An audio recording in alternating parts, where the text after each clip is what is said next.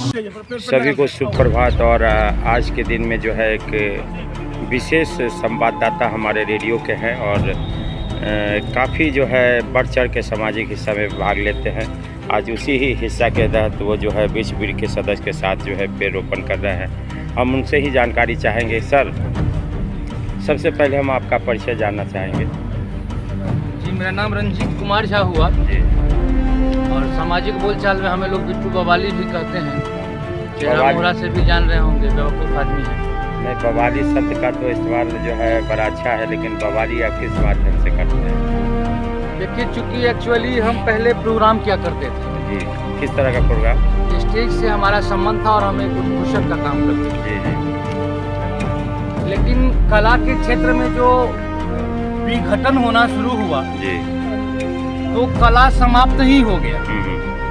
मैं आपको छोटी सी बात बता दूं, जो किसी इतिहासकार ने लिखा था कि धर्म गरीबों का, विज्ञान अमीरों का और कला बुद्धिजीवियों का है। जी जी। लेकिन यहाँ बुद्धिजीवी वर्ग कला को भूल गए।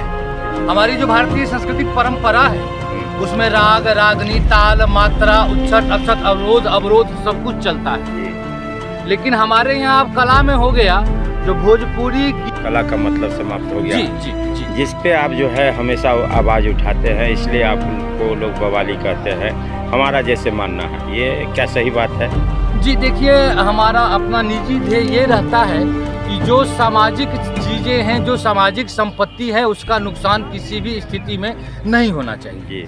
अब जैसे उदाहरण के लिए हम आपको बता दें कि आज से 2 दशक पूर्व आप देखें तो शहरी क्षेत्र से लेकर ग्रामीण, सुदूर ग्रामीण क्षेत्र तक सुबह के बेला में लोग मंदिरों पर भजन बजाया करते थे। जी। शादी विवाह, मुंडन, उपनयन, जनेऊ होता था तो अच्छे अच्छे कार्यक्रमों का आयोजन किया जाता था।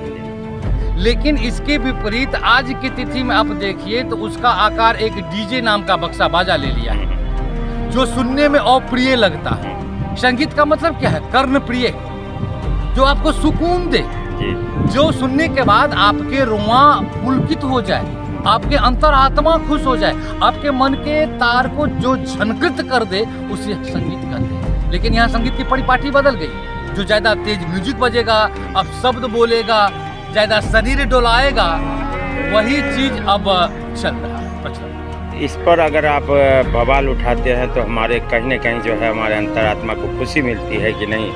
इस पर जो आप बवाल करते हैं ये वाकई जो है अच्छी बात है। बिट्टू जी, ये आवाज़ जो है जिस तरह आप उठाते हैं कि नहीं, इस पर रोक लगनी चाहिए। कहीं न कहीं जो है हमारी सभ्यता को ये नुकसान कर रहा है और कहीं न कहीं हमारे आने वाले जो जनरेशन है, हमारे आने वाले बच्चे जो हैं, इससे प्रभावित हो रहे हैं। तो ये आवाज़ उठाकर अगर बवाली शब्द आपको मिलता है तो इससे बड़ा शब्द जो है हमारी नज़र में कुछ नहीं है। इस पर आवाज़ उठना चाहिए। और देखिए, हमको इस बात से कोई असर नहीं पड़ता है कि कौन क्या बोल रहा है। जी जी। लोगों के मुख हैं, लोगों के दिमाग हैं। जितने लोग हैं उतने मुख हैं, उतने दिमाग हैं। उनके हिसाब से अगर मैं वैसा हूँ तो वैसा हूँ। अगर हमको लगता है कि नहीं, हमने सही कदम उठाया है, तो वो कदम उठाने से हम कतई नहीं हिचकेंगे। और दूसरी बात हम ये भी आपको बता दूं कि भाषा के नाम पर जो दलाली चल रहा है हमारे समाज में जी। आज हम आप मिथिला क्षेत्र की बात करें तो मिथिलांचल के क्षेत्र में कई नामचीन कलाकार हैं जो अपने आप को कहते हैं कि हम कलाकार हैं। लेकिन मैं वास्तविकता तौर पर आपको बताऊं, जो कलाकार नहीं है वो कलाकार हैं। वो समाज में कला पैदा कर रहे हैं। उनको खुद राग रागनी का, हमारे यहाँ 24 घंटे का दिन रात होता है। हर घंटे का अलग अलग राग है, अलग अलग रागनी है, अलग अलग ताल मात्रा है। सुबह में हमको क्या बजाना है, शाम में हमको क्या बजाना है, दोपहर में कौन सी राग बजेगा, ये हमारे भारतीय संस्कृति परंपरा में सब बटा हुआ है। लेकिन वर्तमान समय में इसका किसी को कोई अताप। तो बिट्टू बवाली जी, बहुत बहुत धन्यवाद कहेंगे। ये आवाज़ आपकी जो है उठते रहनी चाहिए, क्योंकि ये उठेगा नहीं तो हमारा जो आने वाला जनरेशन बर्बाद होगा। और जनरेशन को संरक्षण देना हम गार्जियनों का फ़र्ज़ है, हम बड़ों का फ़र्ज़ है। तो इस पर जो आप आवाज़ उठाते हैं, इसके लिए बहुत बहुत साधुवाद देते हैं। और ये आवाज़ जो है निरंतर उठना चाहिए। देखिए, हम 2 बातें कहना चाहेंगे अशोक जी। अधिकार खोकर बैठ जाना यह सबसे बड़ा दुष्कर्म है। जी जी। और अगर आप जिंदा हैं तो जिंदा होने का प्रमाण दीजिए समाज में।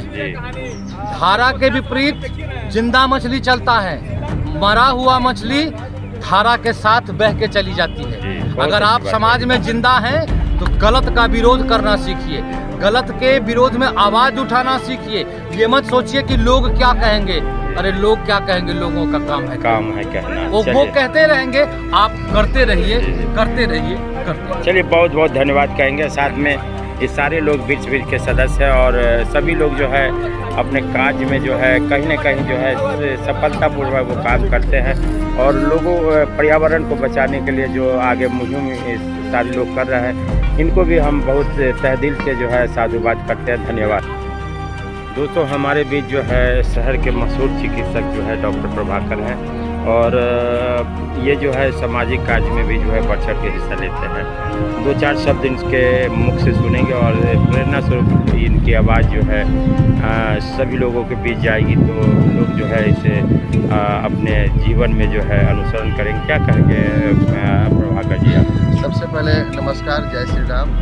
मैं आप सबको कहना चाहूँगा कि हमारे मत्स्य पुराण में दिया हुआ है कि पेड़ के महत्व के बारे में लिखा हुआ है कि 10 कुआं एक बावर के समान होता है, 10 बावड़ी एक तालाब के समान और 10 तालाब एक पुत्र के समान और 10 पुत्र एक वृक्ष।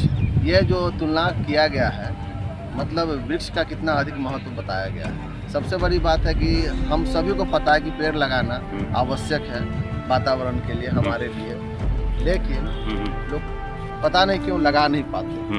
तो हम सबसे कहना चाहेंगे कि आप सब कोई एक एक पौधा लगाइए, कम से कम नहीं कुछ तो एक अपने जन्मदिन पे ही एक पौधा अवश्य लगाइए। चलिए बहुत बहुत धन्यवाद कहेंगे।